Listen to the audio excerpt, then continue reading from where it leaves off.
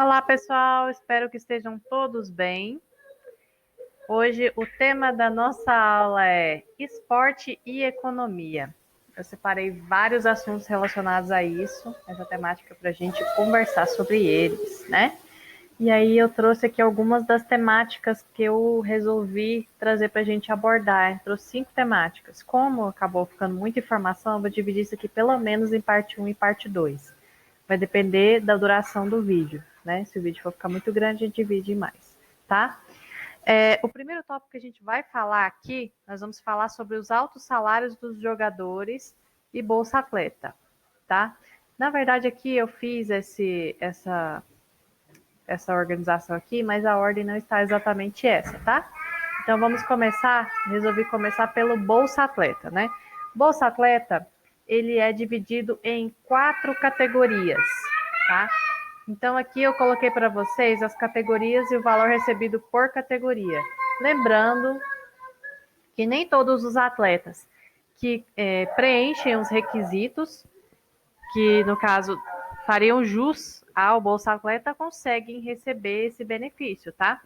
Então, o Bolsa Atleta Nacional, que é R$ 925, isso aqui é a nível de competição, tá?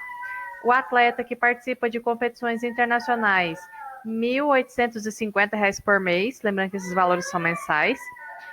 O atleta olímpico e paralímpico recebe R$ 3.100 por mês. E o atleta pódio, que partilha de competições de alto nível, R$ 15.000 por mês. Agora eu gostaria de chamar a atenção de vocês para a disparidade do benefício. Atletas nacionais recebendo R$ 925 por mês não recebem nem um salário mínimo. Como essa pessoa vai bancar um aluguel, alimentação, água, luz, tudo que uma pessoa nos tempos de hoje em dia consome, tudo que uma pessoa nos tempos de hoje em dia tem de necessidades, né? E aí eu trouxe para vocês algumas matérias, alguns textos para vocês lerem. Eu não vou ler os textos, porque senão vai ficar um vídeo muito grande, tá? E aí eu vou compartilhar os slides com vocês também, depois vocês fazem essas leituras, beleza?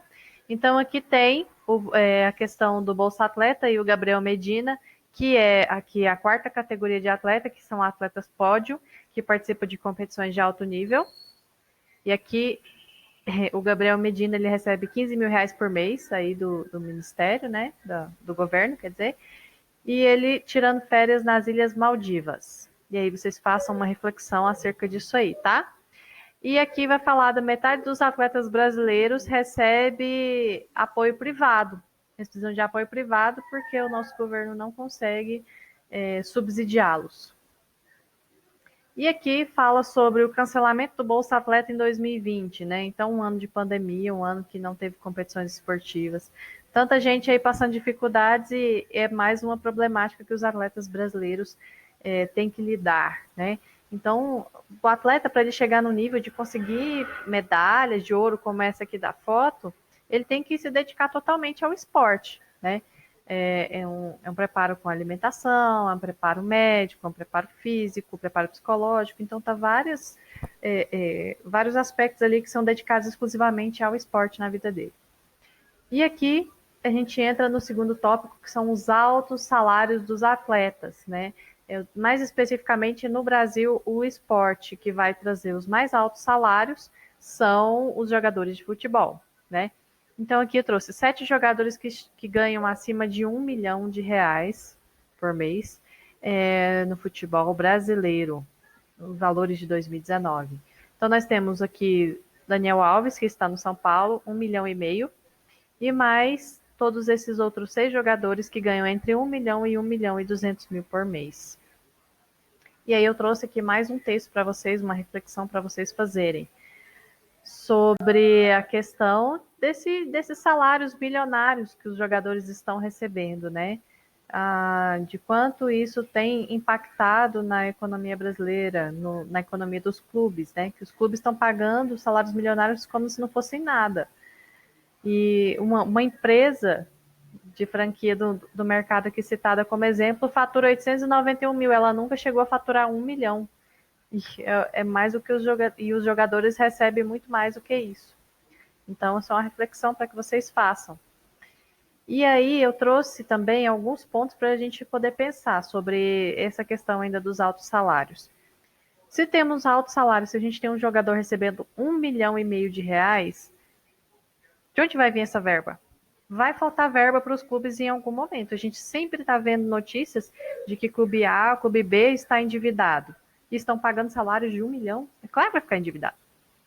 Com essa falta de verbas, tem que ter um corte de gastos com outros funcionários. Então, aqueles funcionários que ganham menos, por exemplo, quem que eu posso? Algum assistente técnico da equipe vai ser demitido, porque eles precisam, o clube precisa remanejar esse dinheiro para pagar aquele atleta estrela super caro que ele tem. Então, são feitas também economias desnecessárias, como economias com a estrutura. Eu trouxe aqui como exemplo o Ninho do Urubu, lá do Flamengo, onde alguns atletas de base acabaram falecendo em decorrência de um incêndio que começou com um ar-condicionado, um aparelho de ar-condicionado, né, que não estava apto a funcionar da melhor maneira possível, né, aquilo poderia ter sido evitado, né. Então, eu trouxe isso aqui para vocês, mas como uma reflexão, para que vocês façam uma reflexão sobre isso, tá? Aí, outra questão sobre esses altos salários. Jogadores que ganham 1,5 milhão de reais, eles não vivem só com o salário deles, eles ganham publicidade. Então, é realmente necessário que um jogador ganhe 1,5 milhão de reais? Esse valor não está exorbitante? Porque ali ele vai ter publicidade com a marca de roupas esportivas, chuteiras, com algum outro comercial que ele feche para a televisão, para o YouTube, para o Instagram. Então, sempre tem ali uma outra forma daquele jogador estar ganhando dinheiro com a visibilidade que ele ganha ali no clube, né? E essa publicidade do futebol, ela tem um outro fator negativo, que é os jogadores serem influenciadores de massa. Isso aí nós vamos falar em outro momento. E geralmente esses jogadores que ganham salários milionários sonegam impostos. Precisa disso? Eles ganham um salário exorbitante. Precisa sonegar imposto? Esses impostos eles retornariam para o país, né, como uma forma de beneficiar o restante da população também. E é uma população que muitas vezes é influenciada pelos atos de consumo desses jogadores. Quando a gente vê ações sociais, geralmente as ações sociais dos jogadores não é porque eles são bonzinhos, é porque eles estão pensando em dedução de impostos. Ah, mas aí eles só negam imposto porque já vai ser desviado mesmo, mas não cabe a eles a administração do imposto, cabe a eles pagar o que é devido.